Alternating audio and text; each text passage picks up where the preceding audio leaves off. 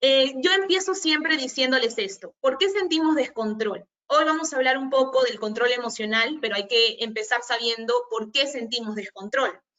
Sucede que en la vida hay situaciones que superan nuestro entendimiento o que superan nuestra capacidad de afronte. Cuando pasa eso, cual sea la situación, porque estamos hablando que somos seres subjetivos, entonces cada persona aprecia una realidad de manera distinta. Probablemente para mí, por ejemplo, el fallecimiento de una mascota podría representar una situación muy complicada de superar, mientras que de repente a otra persona, amiga mía, puede representar simplemente una tristeza de 2 o 3 días y para mí una depresión. Sabemos que una situación puede causar diversas impresiones porque somos seres totalmente distintos. Entonces, cuando nos sentimos que nos supera una situación, esto genera inmediatamente un sentimiento de vulnerabilidad. Es decir, esa sensación de que no podemos superar esa situación, esa sensación de que no vamos a lograr salir de esto, y todo ello genera un colapso emocional, un bajo control de emociones y comienzan a repercutir en nuestra conducta. Comenzamos a renegar, comenzamos a de repente estallar en ira, comenzamos de repente a llorar inconsolablemente, solo porque no hemos entendido que el análisis de la situación es lo que está fallando. El problema en sí no es la situación que vives, sino cómo la estás percibiendo, cómo la estás tomando. Realmente esto nos da o abre puertas a entender que somos nosotros los que decidimos si seguir un camino de patológico en el tema de ansiedad o depresión, o si seguimos el camino de pronto de una superación o resiliencia, ¿no? Esa capacidad para salir adelante de los problemas. Ahora, claro está que hay una predisposición genética cuando desarrollamos factores ansiógenos o depresivos. Probablemente nuestros padres o familiares de primera o segunda línea son personas también ansiosas y depresivas. Pero hoy vamos a ver un poquito cómo hacer o qué hacer para poder un poco cortar esa línea y decidir por otras opciones en nuestra recuperación emocional. Entonces, la situación actual del tema del coronavirus nos está trayendo un conocimiento limitado. ¿Por qué conocimiento limitado? Porque no sabemos muy bien cómo es que se va a dar esta situación de aquí a un tiempo más. En la mañana vi en las noticias que decían que el estado de alerta sanitaria se va a extender hasta septiembre. No están hablando de la cuarentena, sino de la alerta sanitaria. Entonces, estoy comprendiendo que hasta las mismas autoridades desconocen el manejo directo de lo que se está haciendo, ¿no? Y esto, si desde las autoridades está dándose ello, imagínense los seres humanos que vivimos bajo este desconocimiento, ¿no? ¿Qué genera? Genera incertidumbre, esta sensación de no saber qué va a pasar. Directamente yo, cuando estoy haciendo seguimiento telefónico a las personas que están padeciendo el tema del COVID o personas que de repente no tienen el COVID, pero son personas que están ansiosas, inestables, lo primero que escucho es, señorita o licenciada o doctora, no sé qué es lo que va a pasar. Y eso me causa una incertidumbre enorme. Y es verdad, cuando no sabemos lo que va a pasar, nos genera una angustia, que es el miedo a lo que no sabemos, ¿ok? También nos genera peligro, porque ahora las personas de una forma u otra nos estamos preparando para evitar el contagio. Entonces comenzamos a ver gente con sus mascarillas y con sus guantes, y todo eso alerta. Aunque no lo creamos, inconscientemente nos alerta. Luego hay una falta de control. Cuando vivimos aislados mucho tiempo en un lugar, eso genera un descontrol constante. Antes las familias eran, digamos, bastante repartidas. ¿Por qué? Porque el ser humano en ICA, por así decirlo, es un ser humano activo. Entonces trabaja 3 o 4 veces al día y tiene un montón de chamba, y cuando regresa a la casa ya era tarde y estaban acostumbrados a ese nivel de vida. Ahora la gran parte de la población está dentro de sus casas y esto también genera un descontrol vivencial, familiar, porque no estaban acostumbrados a ese ritmo, ¿no? Entonces también viene una sensación así, una sensación de vulnerabilidad, de sentirnos proclives al contagio. Hay mucha gente que está hipocondriaca en estos tiempos, que comienzan a decirle, licenciada, yo siento que me falta el aire, siento que no puedo respirar, siento que me duele mis pechos, siento que todo mi cuerpo me duele, y hasta desarrollan fiebre, pero no es nada que tenga que ver con el tema físico, es nada más psicógeno. El cerebro, la mente, puede generar reacciones físicas y eso se llama somatización. Genera un cuadro hipocondriaco donde las personas pueden creer que tienen síntomas del COVID, pero no lo tienen. E incluso pueden ir a hacerse una prueba rápida, les sale negativo y siguen queriendo hacerse más pruebas porque están aferrados a un cuadro ansioso muy elevado. Y esto se observa, esto se ve. Y luego también hay cuadros de hiperalerta, ¿no? Hay personas que están muy alertas ante lo que pueda pasar, entonces no quieren que nadie los toque, que nadie los mire, que nadie les hable, y están muy aislados de lo que de pronto de repente requiere la situación, ¿no? Requiere un cuidado, pero no requiere un extremismo. Entonces, todo esto se está dando en las personas dentro de su salud mental, ¿ok? Los diagnósticos más comunes que estamos viendo hoy en la actualidad dentro de lo que es salud mental es ansiedad, depresión, estrés agudo y trastornos de adaptación. Por ahí también estamos viendo cuadros de burnout, que es el estrés laboral, ¿no? Generalmente en el personal de médico que está trabajando con pacientes de COVID, ¿no? Hemos visto esto, ¿por qué? Porque, bueno, MINSA lo que ha procurado hacer es que la estrategia de salud mental, en este caso los centros comunitarios, donde trabajo yo, uno de ellos es Vitaliza y el otro se llama Color Esperanza, que son centros comunitarios que quedan en Parcona y en Guadalupe. Trabajamos directamente con casos moderados a severos en la salud mental, es decir, con cuadros que implican una intervención farmacológica, porque está presente el psicólogo y el psiquiatra en ese establecimiento. Por ende, lo que hemos estado observando durante este periodo, desde que inicia la cuarentena hasta la actualidad, es que se han desbordado casos de ansiedad. La gente está bastante, digamos, hiperalerta ante esta situación. Hay cuadros depresivos que se han intensificado. Nuestros pacientes que ya venían regulados han comenzado a regresionar, porque obviamente una situación sanitaria de alerta genera cambios.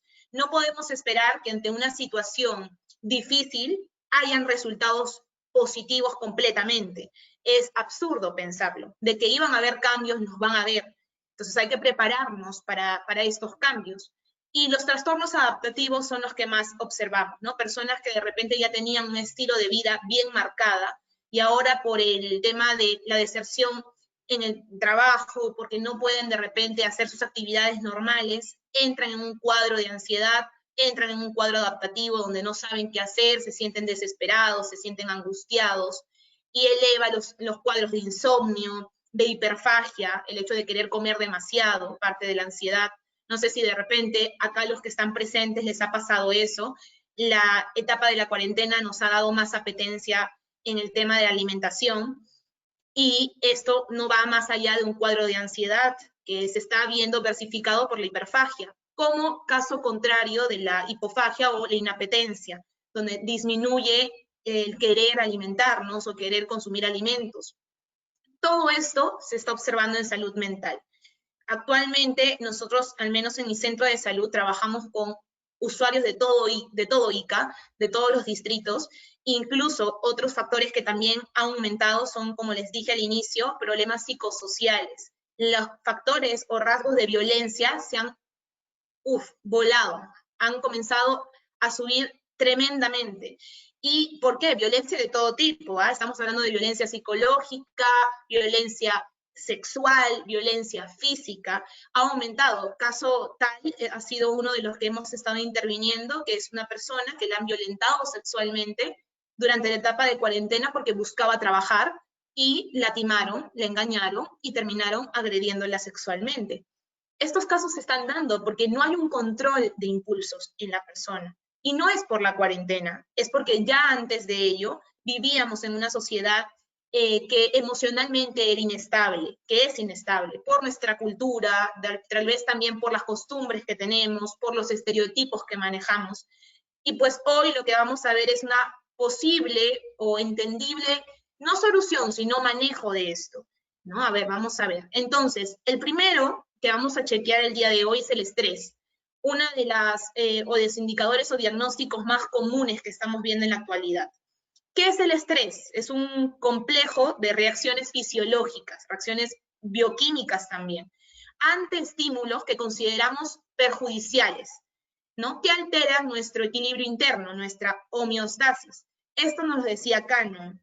Ahora, efectivamente, el estrés se ve caracterizado inmediatamente por los signos biológicos, en este caso fisiológicos.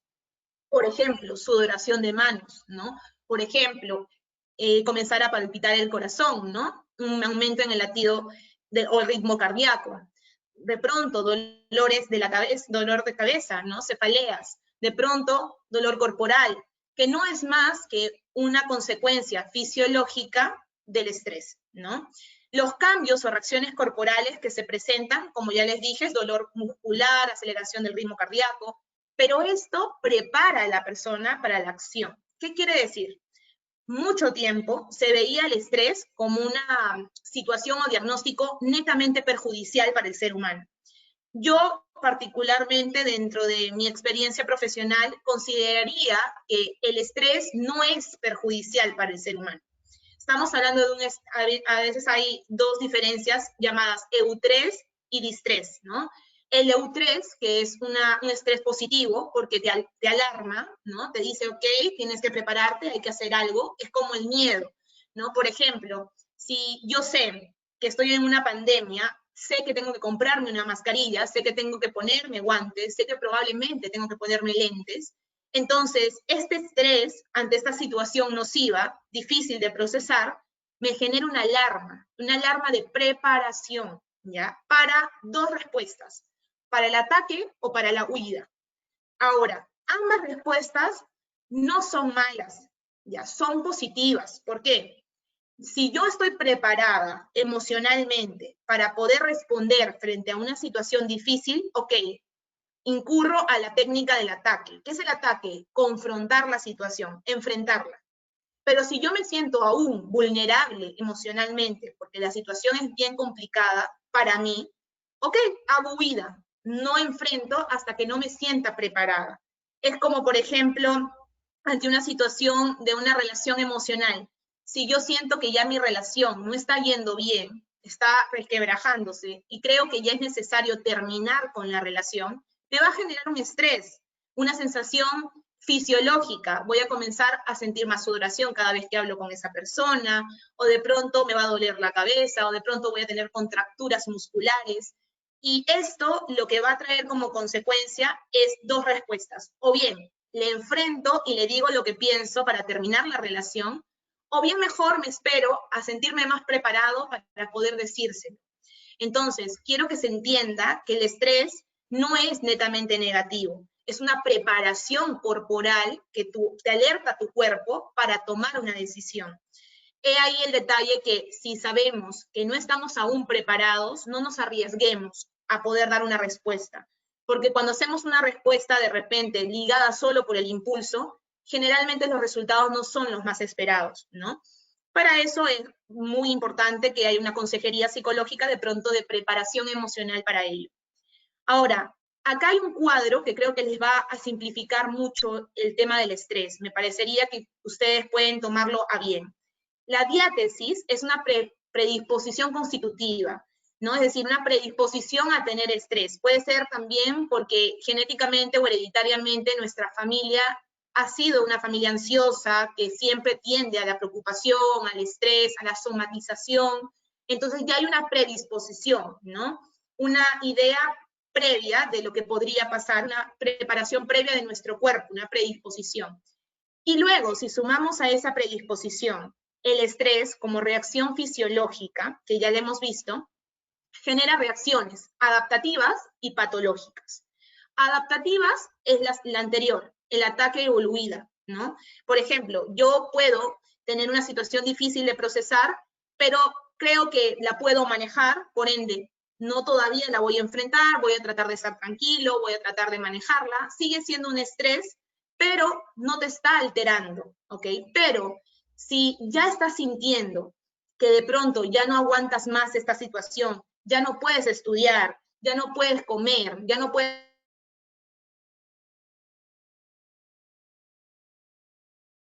dormir, estás viendo que el estrés está alterando esferas de tu vida, la esfera del sueño, de repente de alimentación, la esfera de las relaciones interpersonales, ya este estrés no es positivo, es un estrés patológico. Este estrés patológico nos lleva a otros cuadros patológicos, como por ejemplo la ansiedad, ¿ok? Que es una también llamada la neurosis. Y la ansiedad, bueno, para mí es muy importante y elegí este cuadro porque creo que amplía un poco la percepción de ustedes. Cuando hablamos de ansiedad, muchos pensamos y decimos que la ansiedad es una sola, ¿no? Leve, moderada y severa. Ni siquiera se puede hablar de esa forma.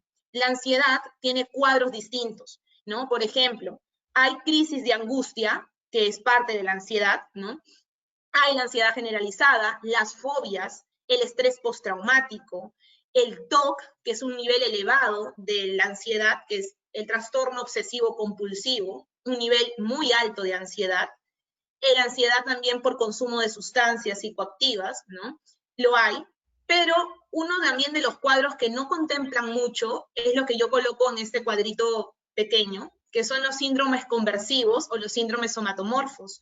Ustedes como estudiantes de medicina, comprendo que de repente en algún momento han podido visualizar estos casos. Voy a ponerles el ejemplo. De pronto llega un usuario o un paciente a ustedes diciendo que no siente media parte de su cuerpo. Lo primero que se nos viene a la mente es que puede ser una hemiplegia, una hemiparesia, porque probablemente hay algo a nivel cerebral que está fallando. Okay. Es lo primero que nosotros decimos, porque obviamente lo primero que se descarta es el tema físico. Le hacen una tomografía, le hacen una resonancia, y no hay ninguna alteración física. El cerebro sigue manejándose de manera idónea. Entonces, ¿qué decimos? ¿Qué puede estar pasando si físicamente la persona está estable, pero él siente esa sensación de tener una hemiplegia, una hemiparesia? Esto se llama en psicología síndromes conversivos. La mente es tan poderosa que puede generar reacciones físicas tan elevadas como, por ejemplo, generar una hemiplegia, generar una ceguera, obviamente parcial, por cuadros de ansiedad elevados. Entonces, imagínense ello, ¿no? Saber que mi usuario, mi paciente no tiene una característica netamente física, pero este es un cuadro netamente psicológico o de salud mental. ¿Qué se hace en esos casos? Se deriva al psiquiatra, le dan medicación, lleva psicoterapia y en un plazo de 3 o 6 meses aproximadamente la recuperación es notable. Entonces, comprendamos que la ansiedad puede llegar a cuadros muy elevados, muy elevados. ¿Todos hemos sufrido ansiedad? Todos hemos sufrido ansiedad, todas las personas. Dudo mucho que haya alguien que me diga que no ha tenido ansiedad. Todos la hemos tenido. Pero acá el detalle es que hay formas de manifestación diferentes de la ansiedad. Algunos tienen crisis de pánico, ¿no? Y esto lo vemos mucho en mi centro de salud, ¿no? Vemos personas que se alteran muy fácilmente y pueden ver algo que les da miedo y comienzan a estallar. Pueden desarrollar fobias también. Hay técnicas psicoterapéuticas que nos ayudan a trabajar esto, ¿no?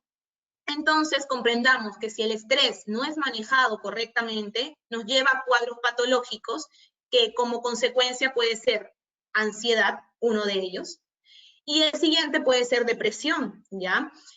Que también es un tema bien complejo. Miren, la depresión es un trastorno mental que se caracteriza por una profunda tristeza, un decaimiento anímico, baja estima personal, pérdida de interés y disminución de las funciones psíquicas. Es decir, todos los procesos psíquicos superiores, como atención, concentración, memoria, lenguaje, inteligencia, etcétera, se van a ver mellados por la depresión. Por eso es que muchas personas que tienen adolescentes o jóvenes de su edad que tienen cuadros depresivos, se les es complicado realizar actividades cotidianas. Incluso comienzan a decir, algo le está pasando a mi mente porque me olvido las cosas, porque no puedo atender la clase, porque mi mente está en otra situación. Entonces, todo esto son simplemente reacciones consecuentes a un cuadro depresivo. Ahora, en la depresión sí tenemos episodios, ¿no? Leve, moderado o severo, con o sin síntomas psicóticos. Pueden haber presente ideas delirantes, pueden haber presente alucinaciones, pero no es más que por la depresión. No es netamente un cuadro patológico esquizofrénico, sino es una depresión con síntomas psicóticos. Se trabaja de manera farmacológica y obviamente de manera terapéutica. Pero miren esto particular, el estrés como consecuencia, cuando no se maneja correctamente, genera ansiedad y esa ansiedad también puede generar un trastorno mixto con la depresión. Se llama trastorno mixto ansioso depresivo. Por ende, el trabajo que se tiene que hacer desde sus casas, ustedes en sí mismos, o cuando tengan algún usuario o paciente, pues saber detectar como preventivo el estrés. Si sabemos manejar el estrés, si enseñamos a las personas a manejar mejor el estrés, probablemente la ansiedad y la depresión no serían cuadros patológicos que aparecerían en esa persona. Entonces estamos viendo una concatenación de síntomas. Comenzamos con estrés, puede seguir ansiedad, puede seguir depresión y pueden seguir muchos más cuadros más severos que nos lleven a temas psicóticos, ¿no? Netamente psicóticos, desrealización de la realidad, ¿no? Valga la redundancia, una despersonalización. Esas cosas pueden suceder si es que no son manejables algunos indicadores a tiempo. Entonces, en el episodio depresivo leve, los síntomas son muy manejables, ¿no? Vemos una persona que llora, que está triste, pero generalmente este episodio es situacional, es ante un evento normal, ¿no? Un evento determinado, que obviamente genera esta depresión, esta tristeza. En el moderado ya vemos algunas ideas suicidas, algunas, no solo ideas, de repente algunos intentos fallidos de querer autolesionarse o autoeliminarse. Y en el episodio depresivo severo, pues vemos ya una inhabilidad de la persona. No quiere alimentarse, no puede dormir, tiene un insomnio o una hipersomnia, duerme demasiado, ¿no? Sabemos que en salud mental los polos opuestos son negativos. Duermes mucho, está mal. Duermes poco, está mal también. Obviamente ligado a un tema básicamente emocional. Porque hay personas, por ejemplo, como ustedes, que por la misma carrera duermen poco en algunas ocasiones, pero no es que sufran por no dormir. Hay muchas personas que sufren por no dormir. Entonces, esto ya es un insomnio combinado con una depresión o sentimiento depresivo, ¿no? Y ya eso, digamos, genera un diagnóstico un poco más moderado, en este caso, más difícil de trabajar. Y en el episodio, bueno, severo, como les dije, con síntomas psicóticos, ya hay esta ideación un tanto delirante de poder tener pseudo alucinaciones, donde podemos ver cosas donde no las hay, o escuchar cosas donde no las hay.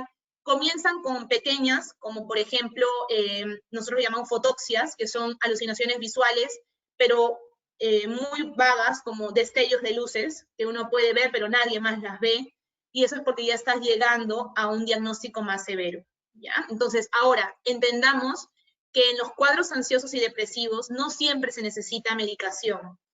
Normalmente ahora que la salud mental ha avanzado mucho, la psiquiatría con la psicología están muy unificadas. Es decir, el médico que se especializa en psiquiatría lleva siempre de la mano un apoyo psicoterapéutico, porque sabemos que el éxito de una terapia es de ambas manos.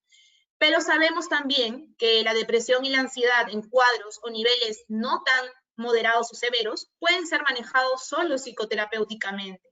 La idea es que la medicación lo que está generando o lo que ayuda es a reducir síntomas, pero no a empoderar a la persona. Si yo estoy en un cuadro depresivo moderado, tengo ideas suicidas, probablemente la medicación que me den como un antipsicótico o un ansiolítico, benzodiazepinas o de repente un antidepresivo, lo que me va a ayudar es que reduzca esa ideación de hacerme daño, pero no me va a empoderar, no me va a tener más autoestima, no me va a permitir quererme más. Probablemente trabajamos los síntomas, que son los que necesitamos. El psicólogo no puede decir, y el psicólogo que dice esto es mentira, el psicólogo no puede decir que no necesita del psiquiatra para apoyarse en el tratamiento. Necesitamos de un médico psiquiatra en cuadros moderados o severos, porque si tú quieres realmente el beneficio del usuario o del paciente, no vas a creer que terapéuticamente solo vas a trabajar ideas suicidas.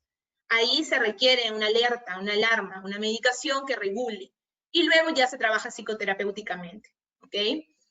Entonces, los rasgos patológicos o psicopatológicos en la depresión normalmente son los que ven en este cuadro. Tanto a nivel emocional es la afectación, como a nivel cognitiva o como a nivel físico.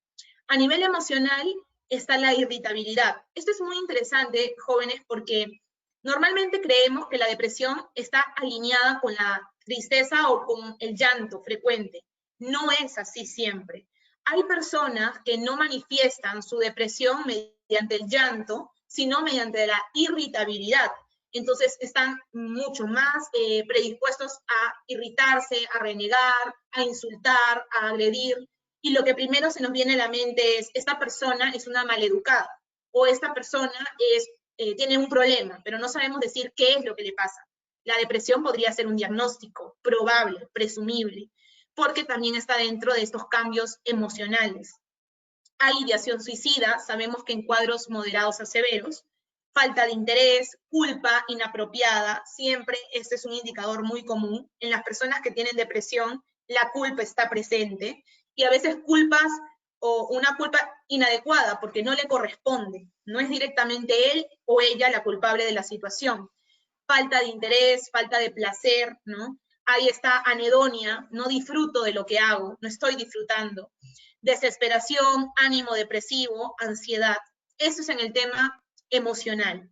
En el tema cognitivo hay un deterioro en sus habilidades cognitivas, ya les dije, en el tema de la atención, de la concentración, en el tema de pronto del lenguaje, ¿no? Antes, por ejemplo, era una persona muy fluida verbalmente, ahora ya tiene un mutismo selectivo. ¿Qué es un mutismo selectivo? Por momentos se queda callado, no quiere hablar. Es un indicador cognitivo del lenguaje, un problema que está teniendo en el tema del lenguaje, porque es por un cuadro depresivo, ¿ya? Hay dificultad para memorizar, indecisión. Y físicas, obviamente todas las somatizaciones, cefalea, en este caso tensional, problemas gastrointestinales, ¿no? Hay gastritis emotivas, ¿no? Ven el diagnóstico y evidentemente no está el Helicobacter pylori, pero sí sigue teniendo un malestar gastrointestinal. Probablemente es por cuadros ansiosos y depresivos. El cuerpo reacciona. Hay insomnio, hipersomnia, ya sabemos, insomnio, dificultad para descansar o para dormir, y hipersomnia,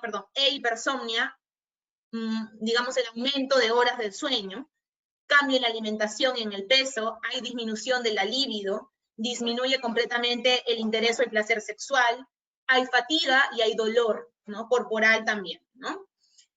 Ahora, ante esto, quiero que resumamos entonces que para hablar de control emocional requerimos también saber teóricamente, que es esa primera parte que hemos hecho, porque ahorita vamos a entrar en el tema práctico. Teóricamente, lo que sabemos es que si no controlamos preventivamente el estrés, nos va a llevar directamente a cuadros ansiosos, directamente a cuadros depresivos, pudiendo desarrollar un trastorno mixto, ansioso-depresivo, con cuadros severos, moderados, en el peor de los casos, o cuadros leves, ¿no? En el mejor de los casos. Ahora, el sistema inmunológico está muy relacionado con esto, y ustedes también lo saben, no me van a dejar mentir. Cuando una persona comienza con cuadros depresivos, ansiosos, por una situación, la que fuera, su sistema inmunológico baja y lo que genera es exposición a más enfermedades. Por ende, en pacientes oncológicos se trabaja mucho la ayuda terapéutica, psicológica y psiquiátrica con la finalidad de que el paciente pueda tolerar o manejar sus emociones durante el periodo de enfermedad. Igual es en cualquier otra situación. Por ende, siempre se le pide a los pacientes que tengan esta predisposición positiva a aceptar lo que les está pasando. Requiere un tratamiento psicológico también. Entonces, hagamos un ejercicio, ¿ok? Vamos a observarnos un poco. Les pregunto, ustedes en sus casas se van a responder, porque creo que de repente se nos va a hacer difícil interactuar directamente, pero me gustaría que se respondan en su casa. ¿Recuerdan si en algún momento han tenido alguna situación difícil que no han podido superar? De repente la terminación de o la separación de tu enamorado o enamorada, el fallecimiento de un ser querido, el haber reprobado un examen, el haber de repente lastimado sin querer a alguien. Yo creo que todos hemos pasado por una situación difícil. Recordemos que cada persona es diferente, entonces no podemos subestimar lo que el otro tiene. No puedo yo burlarme si al otro le parece que al haber perdido algún objeto importante le causó una situación difícil, no podría yo burlarme porque dentro de su psique, dentro de su mentalidad, para él o ella, eso es difícil. Hay que entender y validar esa emoción. ¿Cómo se sintieron al momento de pasar por esa situación? Probablemente desesperados, probablemente angustiados, probablemente preocupados, ¿no? Sin saber qué va a pasar. Pero hay que buscar en nuestra experiencia ¿Nos costó mucho resolver ese problema? Probablemente algunos sí, probablemente algunos no tanto. Pero, ¿qué hicimos para superarlo? Porque evidentemente si están aquí, después de haber pasado por esa situación difícil, es porque hicieron algo, consciente o inconscientemente, para superarlo. Probablemente armaron algún plan, probablemente utilizaron algún recurso o probablemente pidieron ayuda. Entonces, esto nos abre la puerta para entender lo siguiente. Es importante comenzar a reconocer que somos capaces de afrontar cualquier situación que venga, porque ya anteriormente nuestra mente ha pasado por situaciones complicadas, muy difíciles, y ha podido manejarlo. Por ende, cualquier situación nueva también va a poder manejarla. Nuestro cerebro es preparativo, ¿ya? Y no elimina información trascendental. Hay información muy fuerte que de pronto nos marca emocionalmente, se guarda en nuestra memoria de largo plazo, o también nosotros en psicología lo llamamos inconsciente, se guarda ahí, y esto te prepara de manera muy superficial o muy profunda a la vez de poder enfrentar cualquier situación que se te venga, cualquier situación. Entonces, hay que entenderlo de esto, hay que empoderarnos en el sentido de que sí podemos realizar un afronte positivo ante cualquier situación. Para eso, la TCC es una de las técnicas fundamentales en psicología y en todo lo que tiene que ver con salud mental. La TCC es el tratamiento, o en este caso la terapia cognitivo-conductual. Asumo que ustedes también la han escuchado en algún momento, porque se trabajan todos los diagnósticos psiquiátricos, o la gran mayoría, con este tipo de terapia. Existen una serie de terapias psicológicas, la Gestalt, la terapia cognitivo-conductual, que es esta, la terapia dialéctica conductual, la terapia racional emotivo-conductual, que es la que en este caso es mi especialidad, la que yo realizo, que está muy relacionada con la TCC. Hay también terapias un tanto analíticas, hay una serie de terapias, pero considero que la que más ha traído efectos positivos o recuperativos es la TCC, ¿ok? Entonces, la terapia cognitivo-conductual nos abre puertas a entender el ABC. El ABC es el análisis funcional de una situación determinada. El A o la A es la situación que está pasando, ¿no? El acontecimiento, la situación, ya sea interna o externa. Por ejemplo, no sé, está presente el COVID y no sabemos qué hacer. Ok, la situación es el coronavirus, pandemia mundial, situación.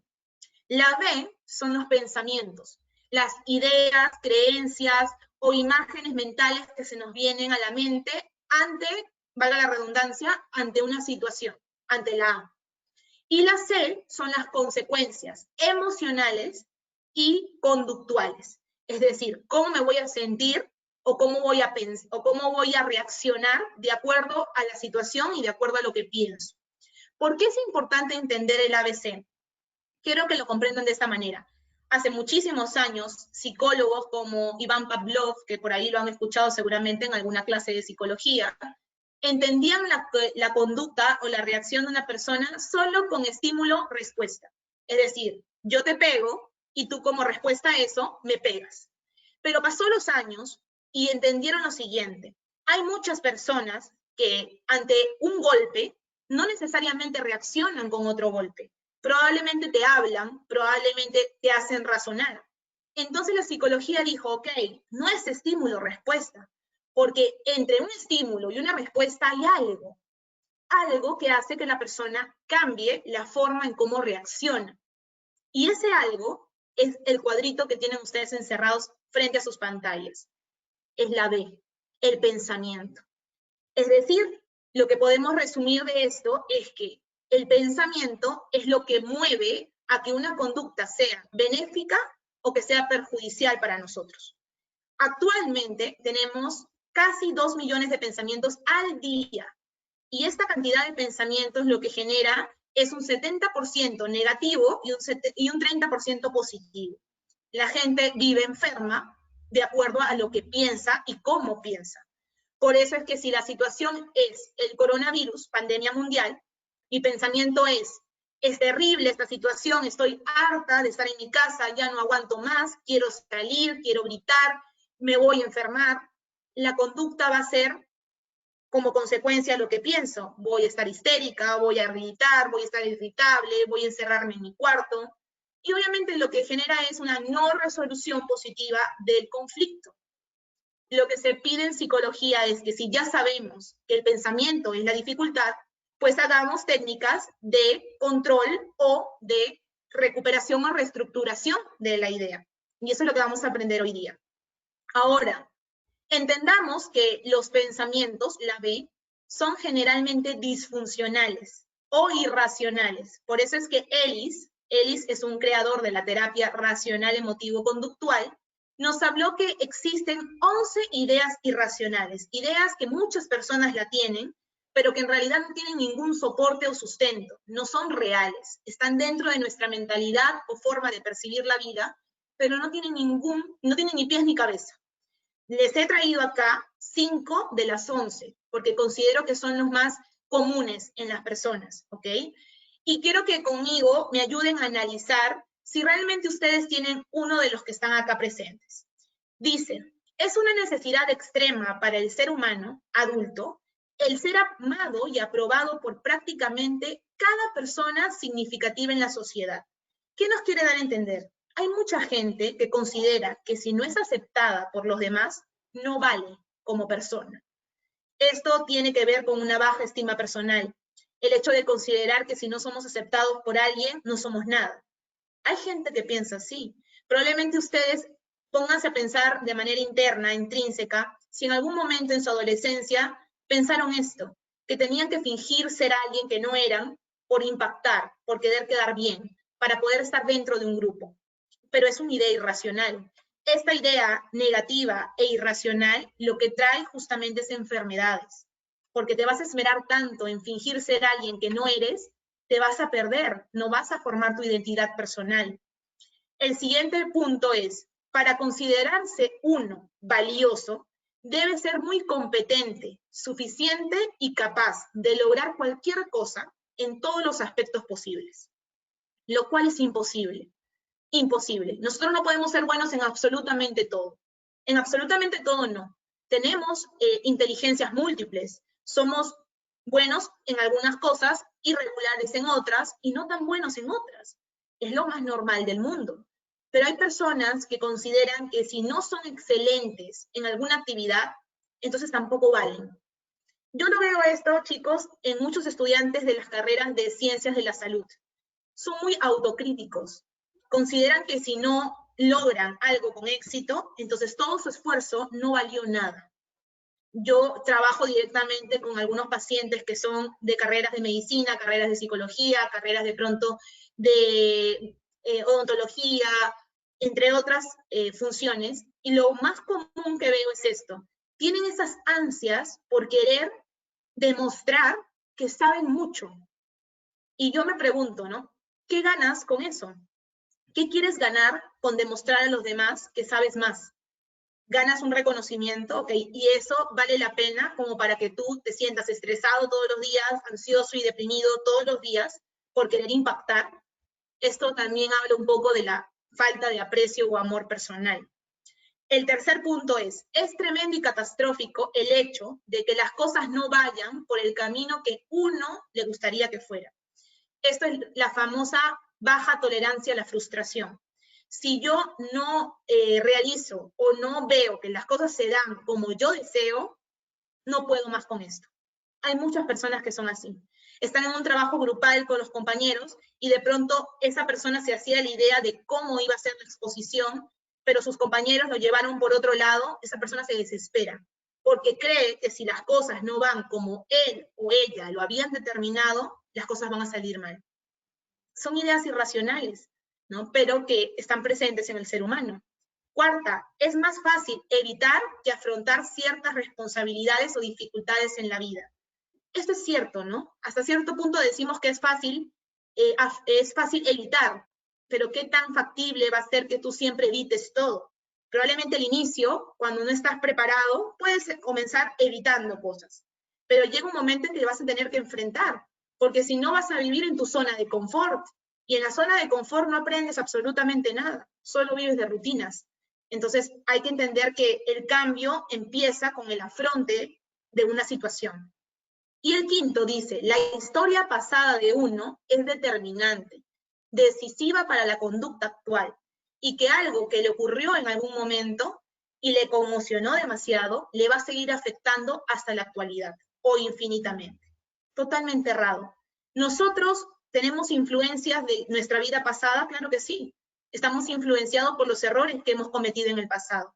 Pero eso no significa que el pasado determine nuestro presente, ni mucho menos nuestro futuro.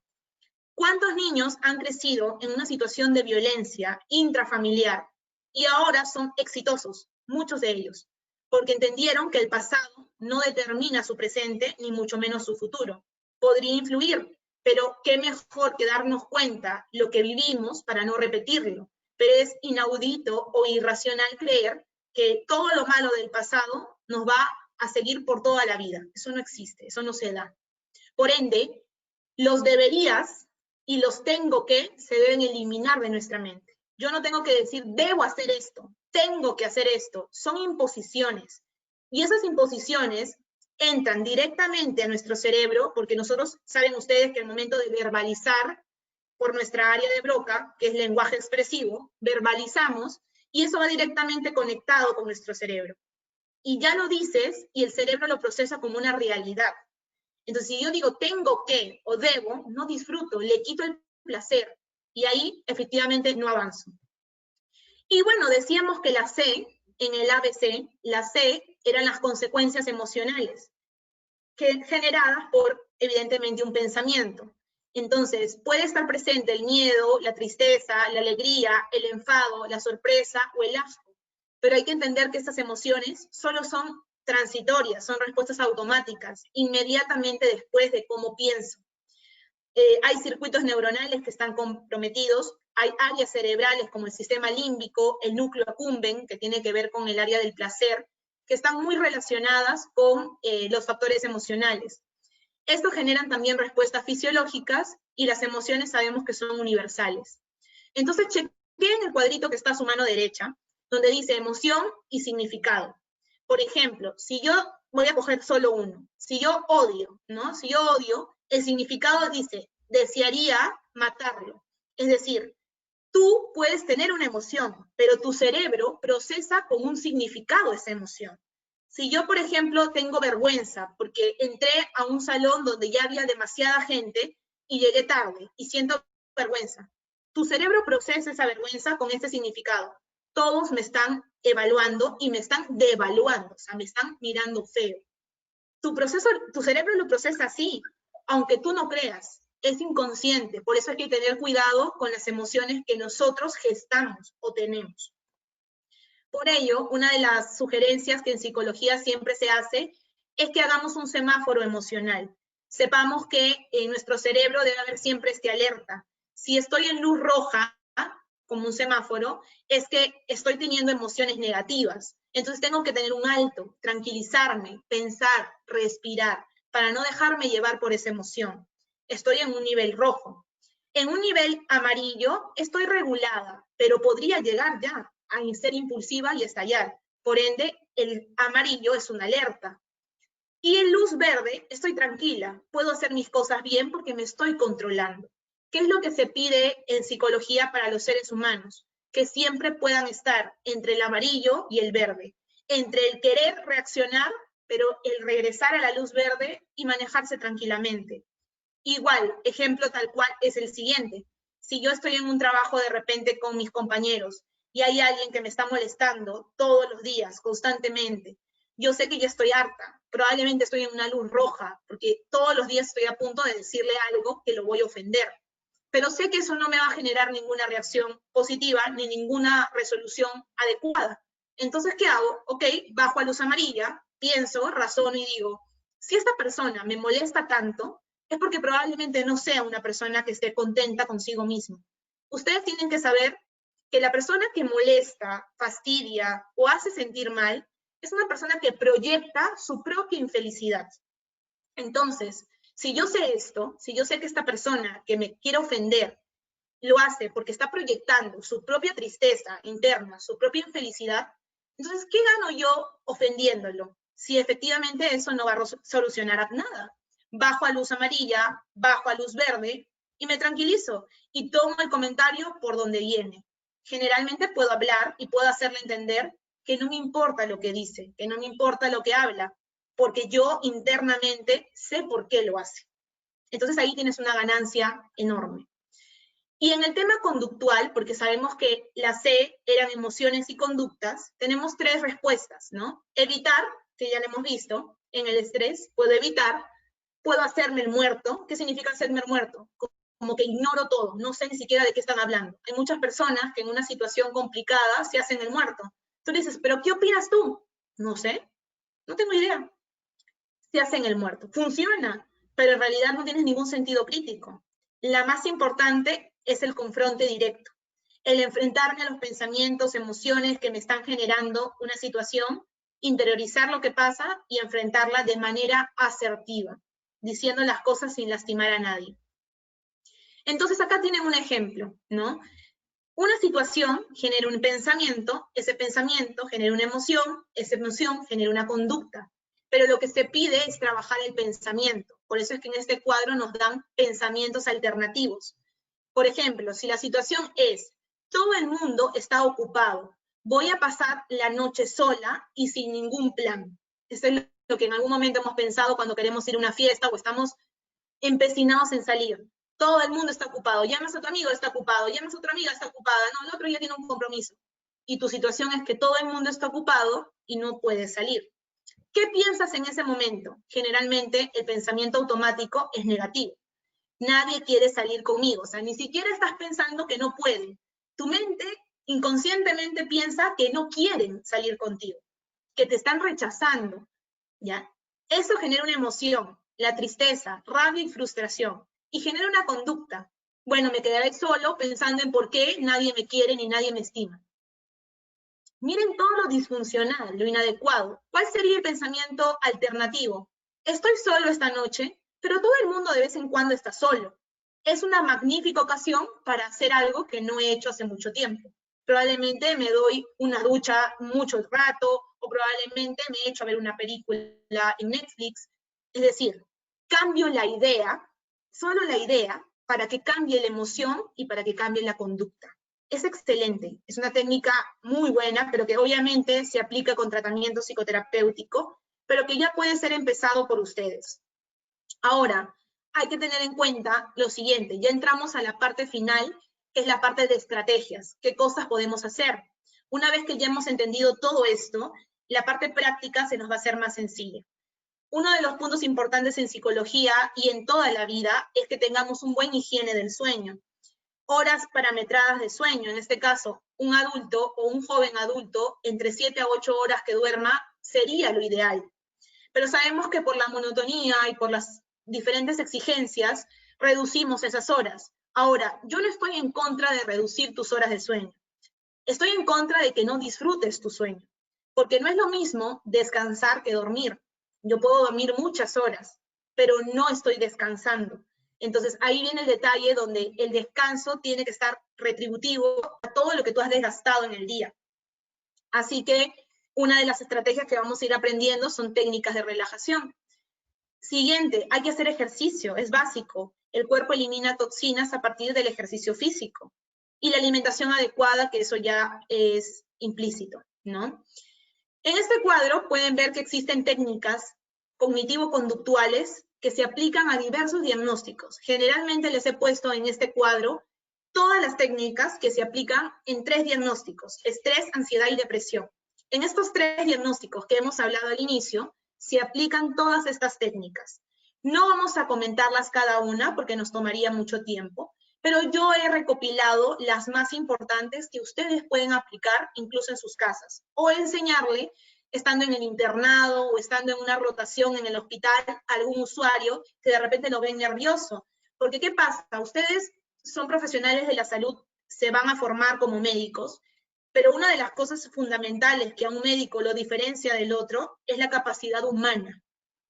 Puedes ser el mejor de tu promoción, puedes ser el mejor de todos, pero si tú no tienes capacidad humana, perdiste como médico, definitivamente, ¿no? ¿Por qué? Porque estás trabajando con personas, no trabajamos con máquinas, trabajamos con personas. Sé que vivimos situaciones de estrés, pero por eso nos curamos nosotros primero para poder ayudar al otro. Créame que es totalmente hermoso saber que tú entras a un hospital y el médico, antes de que te diga señora o señorita qué siente, te diga, hola, ¿qué tal? Pasa, siéntate, ¿en qué te ayudo? Ya cambió. Solo son 3 palabras, pero ya cambió. Entonces, he ahí el detalle. Una de las primeras técnicas es respiración profunda. ¿Qué consiste esto? ¿Nosotros respiramos todos los días? Claro que sí, pero hacemos respiraciones abdominales, no respiraciones profundas. Lo que se te pide aquí en psicología es una respiración netamente profunda y solo se realiza nasalmente, es decir, solo utilizamos la nariz para poder inspirar y para poder botar el aire. Esto genera una sensación de calma, oxigena más nuestro cuerpo, permite mejor manejo corporal y también te prepara para la resolución de conflictos. Si tú inviertes tiempo en tu respiración profunda todos los días, créanme que es mucho más fácil poder controlarnos ante una situación difícil, porque ya estás mentalizado que tienes que respirar y esta respiración te da un tiempo para poder pensar antes de actuar.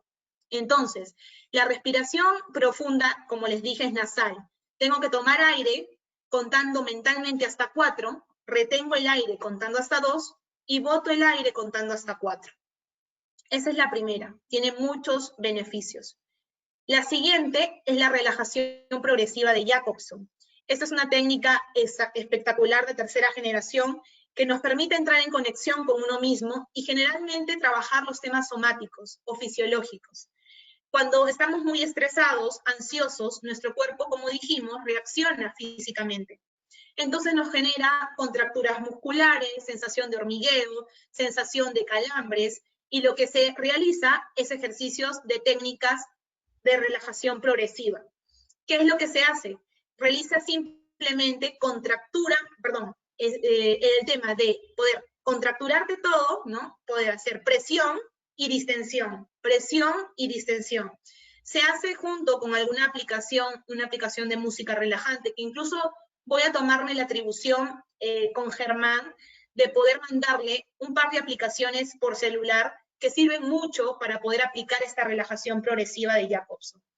Trae un gran beneficio. En Estados Unidos y en España hay estudios de metaanálisis y estudios de revistas indexadas que hablan efectivamente que en el personal de salud aplicar esto en su vida cotidiana le permite una mejor resolución de los conflictos y ya no generar un estrés laboral alto por la demanda que su trabajo le trae. Entonces, lo ideal es hacer ejercicios de tensión y distensión. Es decir, respiro por la nariz, hago mi respiración profunda, ¿no? Y voy haciendo una contracción de todo mi cuerpo, desde mis piernas hasta mis brazos. Retengo un rato y luego suelto. Esto permite descontracturar áreas y también permite entrar en conexión con uno mismo. El siguiente, el que viene aquí, se llama ensayo mental. El ensayo mental es excelente. Permite generar una proyección mental de lo que quiero que suceda, pero obviamente en modo off, porque no está sucediendo, solo esta situación se está dando en tu mente, no en la manera real, pero en tu mente ya lo estás creando. Esto tiene que ver con algo que se llama imaginería y programación neurolingüística, que les dije al inicio. Yo programo mi mente para que cuando se dé la situación sea la más benéfica posible. Desarrolla y potencia nuestro hemisferio derecho, hemisferio creativo. Entonces, ¿qué se realiza en el ensayo mental? Simplemente es la capacidad para poder tener un tiempo para nosotros de mentalizarnos o imaginarnos con el mayor detalle posible lo que esperamos que suceda. Por ejemplo, hace un tiempo atrás vino un joven que iba a postular a medicina a mi consultorio y me decía que estaba muy ansioso porque el examen iba a venir muy fuerte, era en San Marcos y no sabía él qué hacer, la ansiedad lo estaba, digamos, llenando. Y le expliqué que íbamos a hacer toda una técnica de ensayo mental por una serie de días determinados. Lo que hizo esto es que él organizara su cerebro para que pudiera tener detalles específicos de lo que él esperaría que sucediera. Incluso entró a internet y pudo chequear cómo era la universidad, cómo se ingresaba, dónde era el lugar, con quiénes se iba a entrevistar. Todo ello lo mentalizó, con la única finalidad de que ya esté preparado para la acción. Cuando llegó el día, ya sabía qué hacer, y esto facilitó tremendamente el que realizara las actividades de manera correcta. Y obviamente tuvo un resultado idóneo. Lo mismo pasa no solo para exámenes, para la vida en general. Es ideal que nosotros podamos tener este tipo de control a partir de un ensayo mental. Otra técnica que se utiliza es la desensibilización sistemática. Esto obviamente no la realiza solo la persona, lo realiza con un profesional a cargo, un psicólogo. Pero me pareció prudente colocarla porque es muy importante que en cuadros ansiosos sepan que esto es la técnica, una de las técnicas más factibles. Lo que permite esta técnica es acercarnos al elemento temeroso. Se trabaja mucho en fobias, por ejemplo, ¿no? Cuando yo tengo fobia a las arañas, de pronto, ¿qué es lo que hago como psicólogo, ¿no? La medicación puede ayudarme a reducir el síntoma de ansiedad, pero el miedo lo sigo teniendo y ya constituye todas mis áreas de vida. ¿Qué es lo que hago? Progresivamente voy acercando a la persona al elemento fóbico. De pronto primero con una imagen, de pronto con un video, de pronto con un material, si es una araña, un material de juego, hasta que pueda acercarle al elemento real y esta persona pueda vencer de esa manera su miedo. Eso se utiliza no solo en fobias, generalmente sí, pero también en temores cotidianos. Acercamos progresivamente a la persona a que enfrente esto. Se llama desensibilización sistemática. ¿Ya? Este punto importante, ya para terminar, es la reestructuración cognitiva.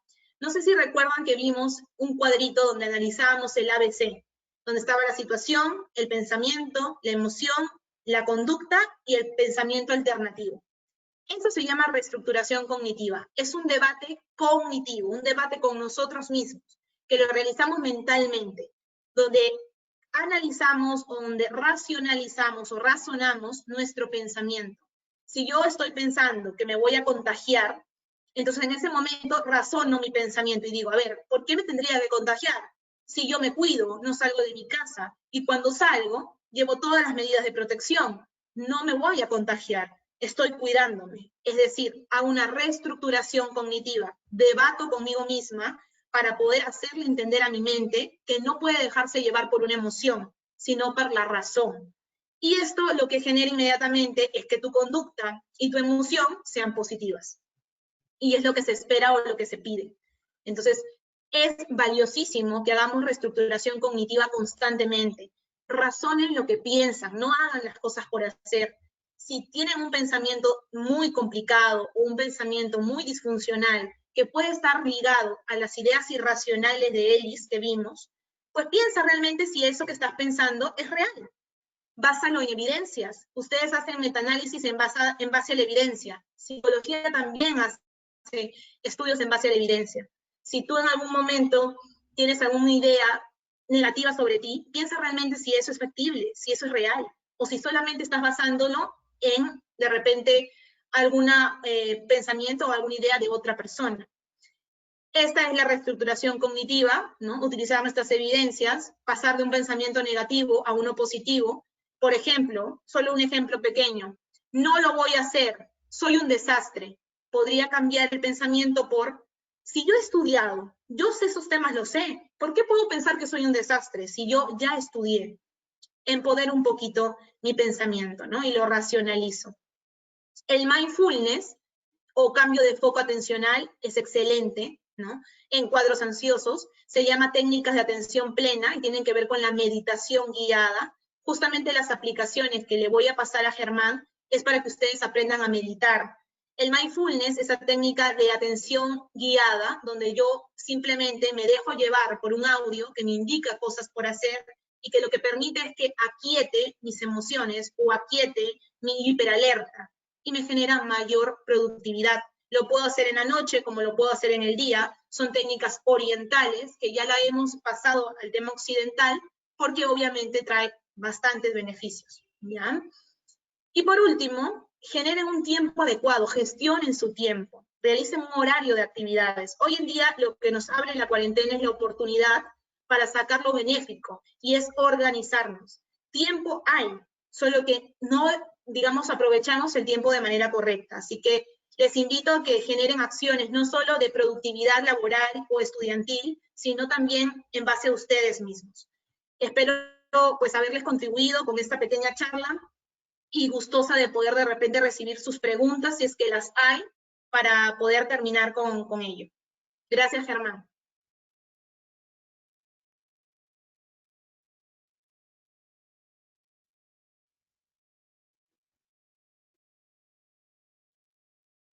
Sí, psicólogo, muchas gracias a usted más bien por el apoyo que nos está dando y con los tips más que todo para poder como que saber sobrellevar esto, ¿no? Incluso ahora que nos están ampliando, tenemos que tener un poco más de enfoque en lo que vendría a ser nuestras clases virtuales, porque como nos mencionó, estamos como que un poco distraídos, nos olvidamos y cositas así. Entonces es bueno también saber como que sobrellevarlo, saber entender. Y de verdad, muchísimas gracias a usted por el apoyo y por aceptarnos la ponencia. No sé si es que los chicos tienen alguna pregunta.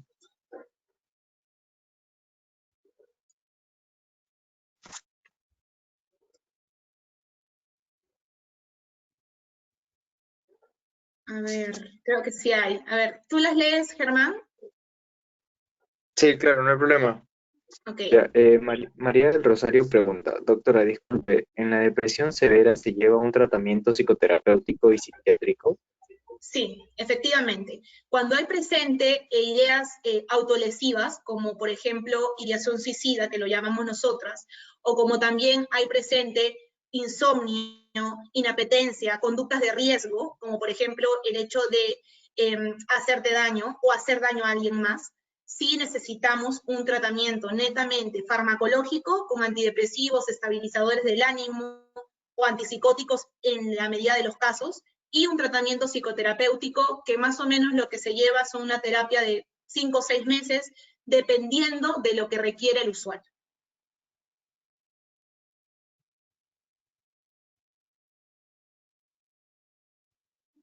Ok, gracias. No sé si con eso, María del Rosario, te quedó más claro la pregunta. ¿Podrías confirmar en el chat, por favor?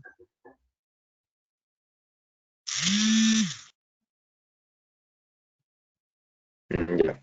Pasamos con la siguiente pregunta de Jesús Neira, que dice, hola, buen día. Quería preguntarle qué opinión sobre la salud mental de los internos de ciencias de la salud en estos tiempos. Bueno, tengo no solo amigos que están haciendo su internado, háblese no solo en medicina, sino en las otras profesiones, que actualmente están viviendo esta etapa de la cuarentena y se tienen que exponer. Y lo cierto es que las personas que incursan en la salud mental saben que esta carrera es de sacrificio. No es una carrera por sí, es una carrera de sacrificio, porque requiere estar en los momentos donde nadie quiere estar. Entonces, lo que he visto en torno a la salud mental es que los cuadros de ansiedad se han elevado. Tengo no solo compañeros, sino también usuarios que son de diversas carreras, que han llamado al Centro de Salud Vitaliza, donde trabajo, en Minsa, y lo que han comunicado es que se ha acelerado en el tema su ansiedad. Hay indicadores netamente de estrés. Otra de las, digamos, indicadores que también han resaltado es el hecho de su autoexigencia. Son muy críticos, eso es lo que yo observo normalmente, son muy autocríticos y consideran que deben exigirse demasiado. Y hasta cierto punto también tienen limitaciones y no podemos ir más allá de los recursos personales que contamos.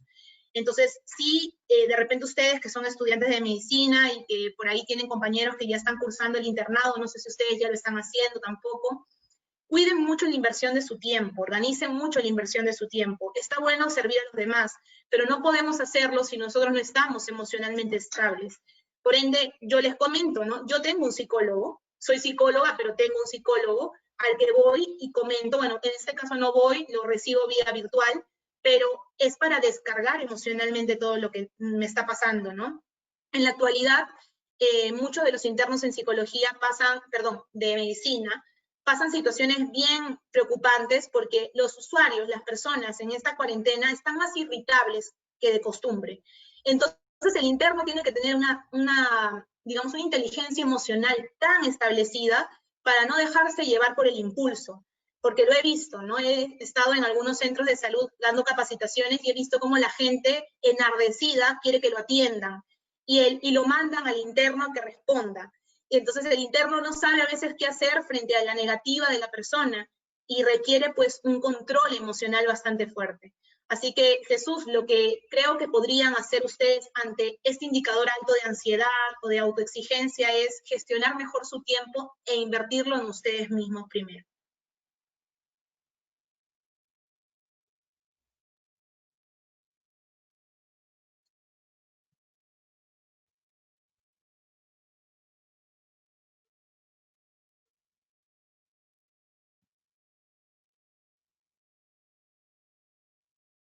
Germán, ¿estás ahí?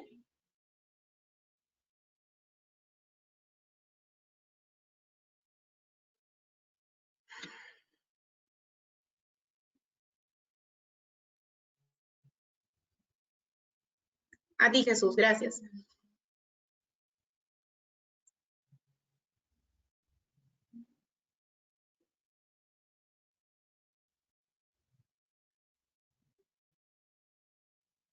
Ah, no te preocupes, Germán. Voy leyendo en todo caso la pregunta de Steven, creo que es la última pregunta. Dice, ¿qué proceso la mente, perdón, qué proceso cruza la mente durante la depresión, la cual desencadena una disminución de las defensas?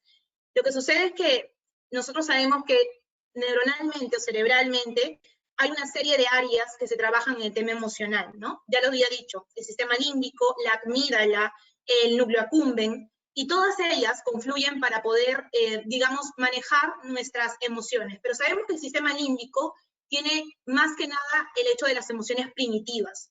Entonces, cuando uno no gestiona bien el tema de las emociones, genera una reacción inmediata en elevar los niveles de dopamina y de adrenalina. ¿Por qué? Porque incluso te pones hiperalerta, entonces estás más, digamos, enfocado en cosas que no necesariamente son las más adecuadas, y esto puede generar que te disminuyan algunas defensas respecto al sistema inmunológico, pero el cerebro obviamente trabaja directamente con áreas cerebrales muy circunscritas, que son las que más o menos he mencionado, ¿no?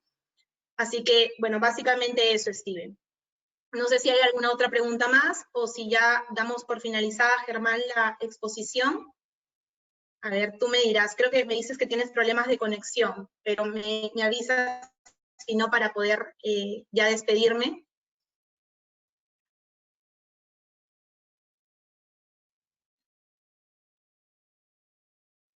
¿Ahora sí se me escucha? Ahora sí. Ya. ¿Ahora se Creo escucha? que hay otra pregunta. Ya. Creo que hay otra María del Rosario, creo. pregunta. No sé, de nada, María del Rosario. En los casos de estrés y ansiedad y Ajá, depresión, nos dice, en los casos de estrés y ansiedad, depresión, ¿cómo sería el manejo?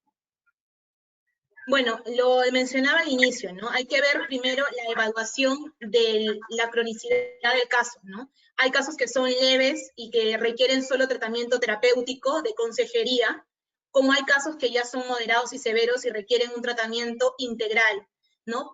De repente hasta un asistente social incluso interviene, ¿no? En trabajos comunitarios en este caso, pero básicamente es una psiquiatra y una psicóloga o psicoterapeuta. Entonces, el primer protocolo es identificar la gravedad o cronicidad del caso. Entonces, se hacen tamizajes, lo primero que se hacen son tamizajes para verificar el tema de en qué nivel está, y luego de un tamizaje probablemente podemos acoplar con una entrevista, podemos acoplar con algún test directamente direccionado al tema del estrés, ansiedad o depresión, para ya hacer luego un plan terapéutico, que lo que normalmente se solicita es que sea una vez por semana, de 45 minutos a una hora, y con una revisión médica de cada 3 meses o 2 meses a manera de psiquiátrica para la medicación, si en caso fuese necesario.